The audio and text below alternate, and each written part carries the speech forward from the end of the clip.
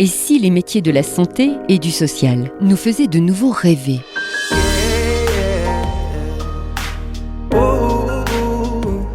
Vibration, échographie d'un métier, un podcast du Centre d'information et de promotion, le 28. Regard subtil et émouvant, au-delà des stéréotypes sur les métiers de la santé et du social. Notre mascotte télé, le Piaf, oui, un petit oiseau, nous emmène dans des récits de vie sans tabou, honnêtes et inspirants. Maintenant, Maître Piaf, sur un arbre perché, nous tient à peu près ce langage. Oh là là, je suis tout chamboulé.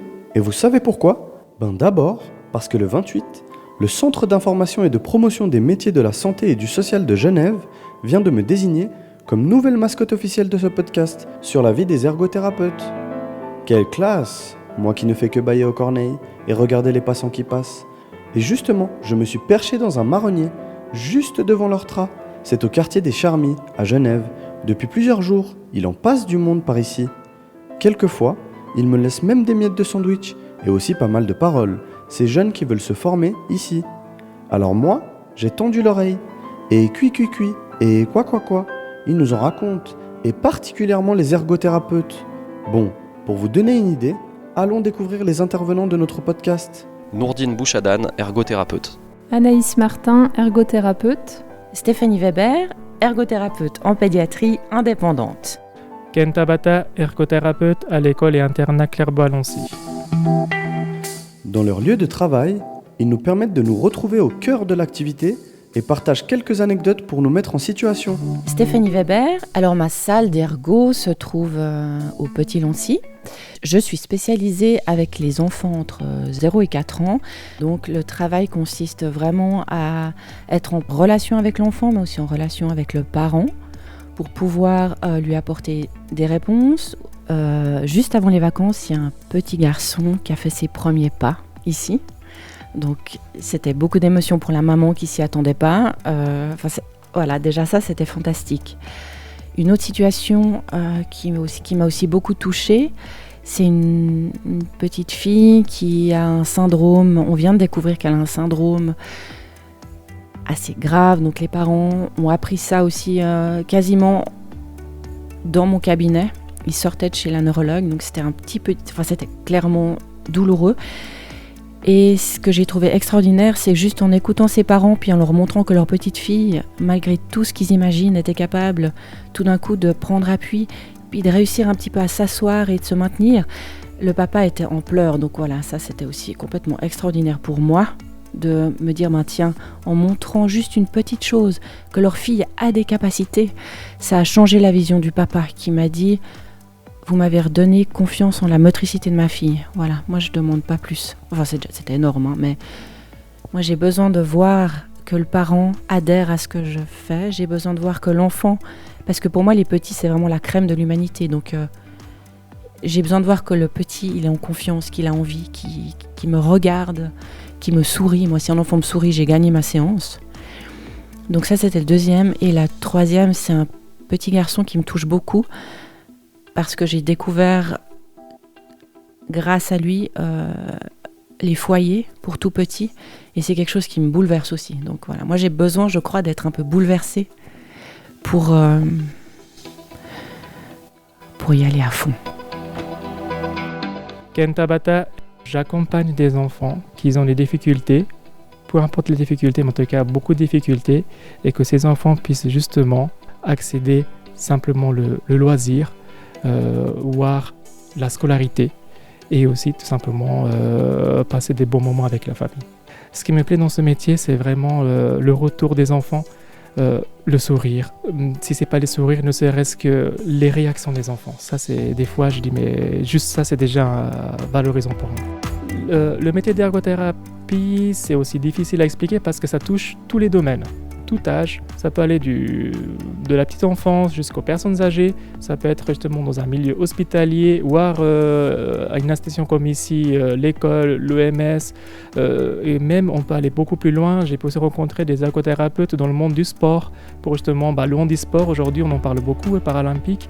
Et aussi dans le voie, par exemple, public, l'urbanisme, comme le TPG, tout ça, pour l'accessibilité. Donc, au final, c'est évolutif.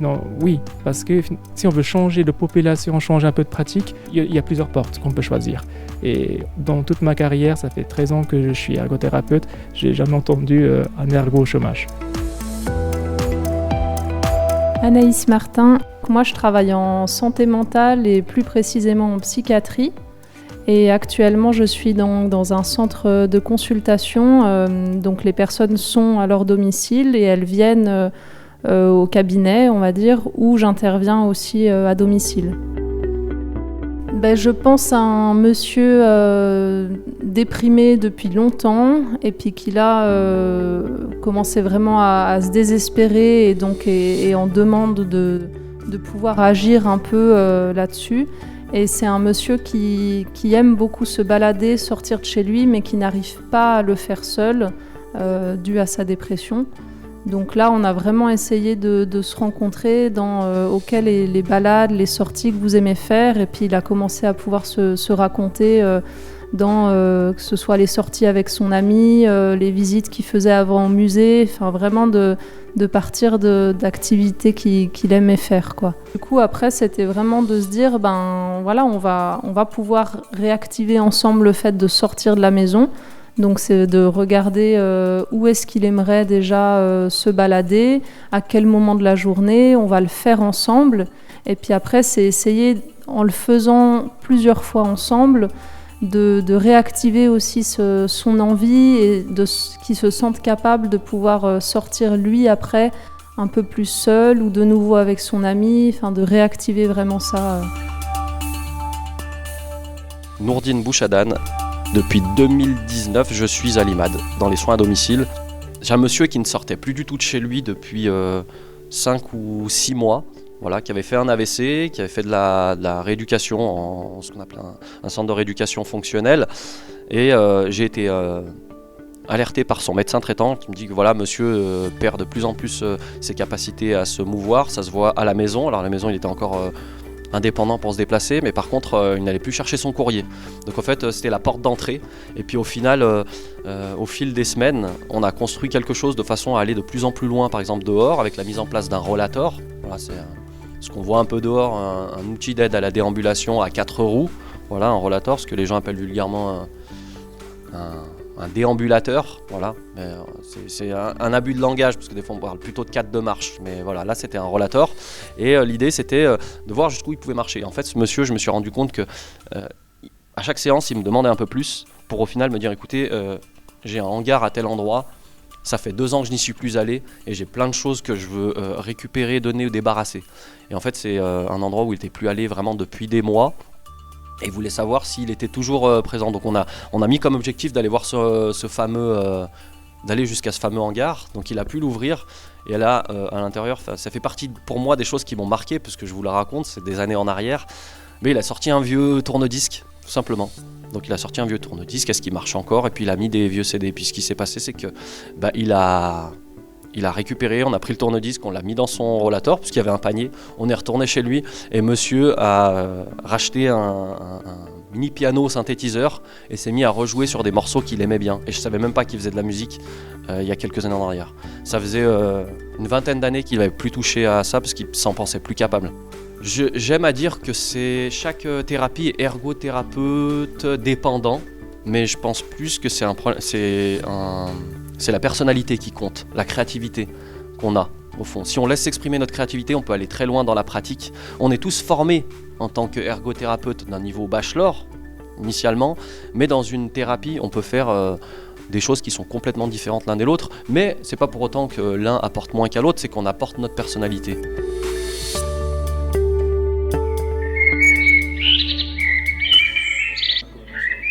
En voilà des belles histoires et des rencontres pour un travail de la santé quelquefois peu connu, et comme vous l'avez entendu, qui se pratique dans des lieux et avec des publics très différents. Alors on a demandé à nos ergothérapeutes une présentation de leur activité professionnelle. Alors l'ergothérapie, c'est la rééducation au travers de l'activité. Activité de tous les jours, jeux, loisirs, sport, enfin voilà. Après, ça dépend dans quel domaine on travaille.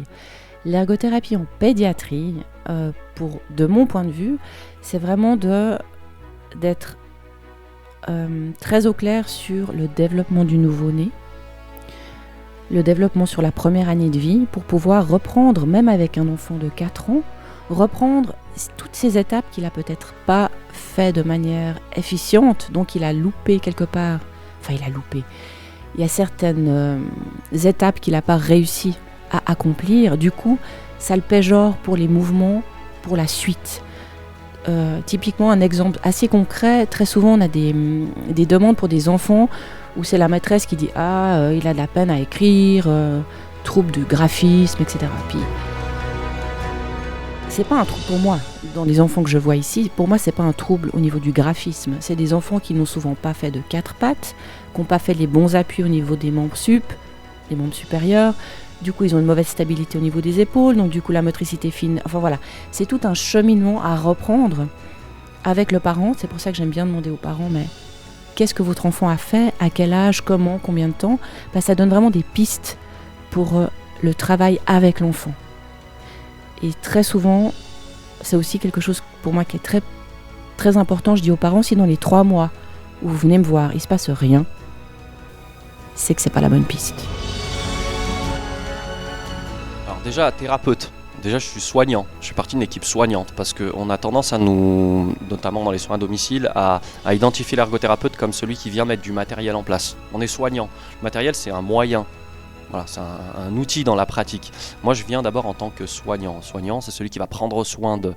Et voilà l'étiquette que moi j'ai. Je suis d'abord, avant tout, un professionnel soignant qui vient pour le mieux-être, pour améliorer la santé de la personne dans différents aspects. Voilà, les infirmières, elles vont travailler sur des aspects somatiques, métaboliques. Et moi, je vais travailler sur d'autres aspects du quotidien. Mais c'est des pratiques qui sont complémentaires.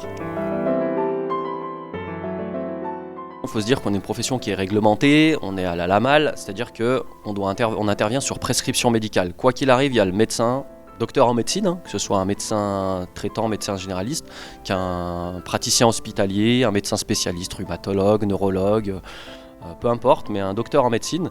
Et à l'issue de cette ordonnance ou prescription, on peut intervenir. Mais cette prescription, elle est le point de départ de notre intervention, elle nous permet d'intervenir. Mais après, les demandes, elles sont issues de plusieurs origines. Ça peut être une infirmière qui a trouvé qu'à un moment donné, il y avait des signaux d'alerte au domicile, la famille ou la personne, le client ou patient lui-même. Et à ce moment-là, effectivement, on vient et quand c'est le client ou le patient qui nous interpelle et qu'on sollicite le médecin traitant pour une ordonnance, on va dire que l'intervention, elle est facilitée parce qu'il est déjà preneur de notre intervention, ce qui n'est pas toujours le cas. Et pour nous, ça rend confortable parce qu'il a déjà identifié quelque chose. Là où on a parfois des difficultés, c'est que la demande, elle n'est pas en lien avec le besoin. Voilà, on a une personne qui nous dit, je ne sais pas, moi je veux absolument un rollator, ça m'est arrivé, encore une anecdote, je veux absolument un rollator chez moi, c'est corroboré par le médecin traitant. Effectivement, la personne m'a déplacé chez elle, je ne connaissais pas la personne, puis j'arrive au domicile, puis je ne peux pas faire 2 pas. En fait, l'appartement très encombré et la personne a un syndrome de Diogène, c'est-à-dire qu'elle a tendance à emmagasiner, entasser, accumuler les choses chez elle sans forcément s'en rendre compte, mais en attachant de l'importance au fait d'avoir ces choses-là. Même pas des bibelots, mais des vieux journaux qui datent, des annuaires téléphoniques qui datent d'il y a une 30aine d'années, il faut les conserver, etc. Pas mordicus, il n'y a pas possibilité de les jeter. Donc voilà, moi je me refuse à mettre en place un rollator dans ces situations-là parce que justement, là, je ne vais pas aider la personne. Je vais la mettre plus en difficulté. Donc l'idée, c'est d'abord de travailler avec mes collègues ou des infirmiers en santé mentale ou avec le psychiatre, s'il y en a un qui suit cette personne, pour essayer de comprendre comment est-ce qu'on peut mieux aménager l'appartement sans perturber la personne dans le fait que elle se sent bien finalement dans cet environnement où elle a des choses qui la contiennent, qui la rassurent, de posséder des choses et de les avoir à droite à gauche. Voilà. Alors ici à Clairbas, je me considère comme un spécialiste d'activité. Nous accueillons des enfants en situation de pôle handicap et ils ont beaucoup de difficultés à faire des activités eux-mêmes. Dès qu'il y a des difficultés, c'est là qu'on essaie de trouver des solutions. de la vie quotidienne jusqu'à aussi des loisirs. Il peut y avoir plusieurs situations différentes. Des fois, ça peut être simplement des enfants qui ont des troubles moteurs, qui ont vraiment des difficultés, voire ils n'arrivent pas à se mouvoir. Et justement, c'est aussi pour qu'ils puissent accéder, ne serait-ce qu'à la communication. Et on cherche par exemple des petits mouvements, de travail des petits mouvements au niveau des mains, de cou, des jambes. Mais aussi pour se mouvoir, il faut être bien positionné. Donc c'est là qu'on travaille avec les fauteuils roulants, le positionnement, aussi de trouver d'autres moyens d'installation au lit aussi pour qu'ils puissent se reposer, sont aussi à détériorer leurs déformations qui sont déjà présents. Ou aussi inversement, il y a des enfants qui sont, on appelle ici marcheurs, mais qui se déplacent, mais au contraire qu'ils ont des troubles plutôt de comportement. Donc là, on essaie plutôt de canaliser, de structurer, de comment trouver justement un environnement pour que ces enfants puissent être concentrés, ne serait-ce que soit durant une classe ou aussi à des activités éducatives, par exemple simplement s'habiller, se brosser les dents, manger.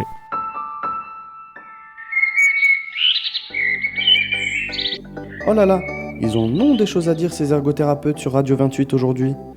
Et alors moi, après leur journée de travail, je suis allé leur demander comment ils vivent le travail en équipe dans leur métier. Le travail d'équipe, en fait, est extrêmement important. Le travail d'équipe avec les autres professionnels aussi. Surtout, on va dire, parce qu'autour d'un cas, autour d'un patient, il y a souvent d'autres professionnels de la santé qui gravitent. Et ce qui est très important, c'est d'avoir ce réseau-là pour qu'on travaille tous dans le même sens. Donc le travail d'équipe, pluridisciplinaire, interdisciplinaire, avec le parent aussi, puisque le parent fait partie de l'équipe. Et ce qui est intéressant justement quand on est indépendant et qu'on travaille seul, c'est qu'on développe un réseau dans la ville. Et du coup, ça nous permet aussi de rencontrer d'autres professionnels qui ne sont pas forcément dans les institutions, de faire des réseaux à l'extérieur ou même dans les familles. Et ça, c'est aussi super important de faire un réseau sur le lieu de vie. Alors oui, moi je travaille aussi beaucoup en équipe parce que dans la consultation, il y a des médecins, des psychologues, des infirmiers, des psychomotriciens, enfin voilà. Et je pense que aussi quand on est indépendant et à domicile, il y a quand même toujours le relais avec le médecin prescripteur ou les autres intervenants à domicile comme l'infirmier, le physio, mais aussi beaucoup avec les proches. Je pense qu'il ne faut pas les oublier aussi comme des partenaires de soins et qui font partie souvent du coup de l'environnement de la personne. Donc il y a l'équipe médicale et puis aussi l'environnement familial, social. Le travail d'équipe, c'est essentiel, c'est primordial et c'est tout le temps. On travaille avec énormément de monde, donc in situ, IMAD, avec là mes plus proches collaborateurs, collaboratrices, ce sont les infirmières, les ASSC, voilà, avec qui on travaille tous les jours et on œuvre pour le patient qui est au centre de tout ça. Ma pratique, celle des infirmières, on va influer les uns sur les autres. Si vous voulez, je vais vous donner un exemple dans une situation où on a une personne qui avait effectivement aussi une post-AVC avec une pathologie très invalidante, personne en fauteuil roulant électrique toute la journée. Des soignants qui me disaient je me casse le dos, on n'y arrive plus, etc. Donc après une refonte de la situation, je me souviens, c'était pendant la période du Covid, où on a mis en commun un peu les difficultés de chacune et de chacun. J'ai repensé l'intérieur. C'est là où on a mis le rail, ce fameux rail au plafond, qui était une idée où on n'en a pas en fait, même en institution, des fois il n'y en a pas, donc on a pu réussir à aménager l'appartement. Après, dans le travail d'équipe, ce qui est important, c'est de pouvoir être à l'écoute et de savoir que les infirmières ou les SSC peuvent faire appel à nous pour répondre à des problématiques. Le point, ou en tout cas l'axe central, c'est le patient, le client lui-même, c'est son bien-être et son confort. Mais si on ne travaille pas dans de bonnes dispositions, c'est-à-dire avec le matériel dont on a besoin, on ne va pas respecter ça et on va mettre en danger les collègues. Donc on a ce rôle aussi, dans le travail d'équipe, de prévention des risques liés à l'activité au travail, prévention des troubles musculo-squelettiques, etc. Parce qu'elles font des métiers où elles chargent énormément et l'idée c'est de faire en sorte qu'elles se protègent. Alors, c'est vrai qu'ici, c'est le pôle handicap, donc je pense qu'une des compétences qu'on nous demande, c'est vraiment le côté flexibilité. Parce qu'en plus, nous accueillons des enfants qui vont de 7 ans à 18 ans. Il y a aussi l'adolescence, il y a l'évolution. Donc en fait, même si on trouve une astuce à un instant T, dans l'année suivante, est-ce que c'est la même? En fait, ça change tout le temps. Donc, il faut tout le temps se remettre en question. Et c'est là aussi le travail d'équipe, c'est important parce que moi, je le vois qu'un seul petit moment dans la journée. Les éducateurs voient un peu plus longtemps. Il y a aussi d'autres collègues qui vont à un autre instant dans la journée. Et c'est là qu'en fait, le travail d'équipe est très important parce que c'est vraiment le côté flexibilité. Comme c'est le pôle handicap, en effet, ça touche plusieurs sphères. Moteur, sensoriel, psychique aussi. Donc, on ne peut pas tout faire. C'est vrai que sur papier, j'aimerais bien faire plein de choses, mais bien sûr, il faut prioriser. Et c'est là que justement, c'est un travail d'équipe. Tel professionnel travaille plus sur l'aspect cognitif. Moi, je travaille plus sur l'aspect positionnement, par exemple. C'est vraiment un peu ma spécialité. Les physiothérapeutes travaillent plus sur le côté moteur. Et c'est là qu'on essaie justement que l'enfant puisse travailler plusieurs sphères avec divers professionnels.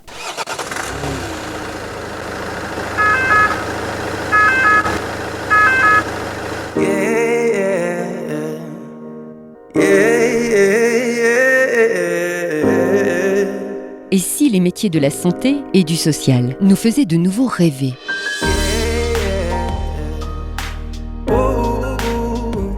Vibration, échographie d'un métier, un podcast du Centre d'information et de promotion, le 28.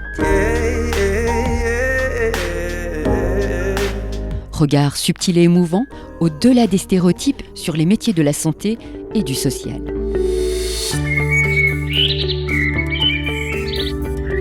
Voilà, vous avez pris du bon temps j'espère. Et encore merci à Noureddine Bouchadane, Stéphanie Weber, Anaïs Martin et Ken Tabata, ergothérapeutes qui m'ont permis de divulguer ces informations passionnantes. Et moi, je vais retourner dans mon marronnier, juste au-dessus du bâtiment où se trouve l'Ortra et le 28, centre de promotion et d'information des métiers santé et social, qui m'ont bien motivé à vous partager ce podcast. D'ailleurs, l'air de rien, on revient avec une deuxième partie en compagnie de nos ergothérapeutes. À tout bientôt. Cui, coin, coin, et à la prochaine.